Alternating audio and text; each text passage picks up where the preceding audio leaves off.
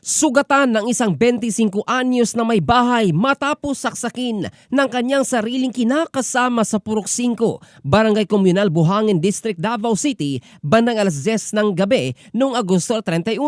Kinilala sa ulat ng pulisya ang biktima na si alias Emeline, habang ang suspect ay si alias Jason, 31 taong gulang, construction worker.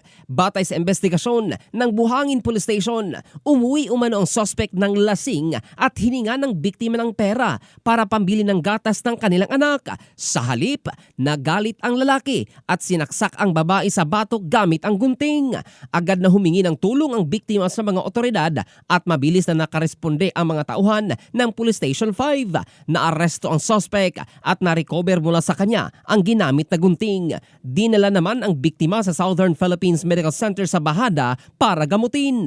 Samantala, sinabi naman ni Police Captain Hazel Caballero Tuazon, ang tagapagsalita ng Davao City Police Office, na hindi na itutuloy ng biktima ang pagsasampa ng kaso laban sa kanyang kinakasama. Habang nananawagan naman ang opisyal sa mga nakaranas ng domestic violence na magsumbong agad sa otoridad at huwag hayaang magdagal ang pananakit sapagkat may batas laban dito. In the heart of changing lives, ito si Jofel Candado ng Brigada News Philippines, the Music and News Authority.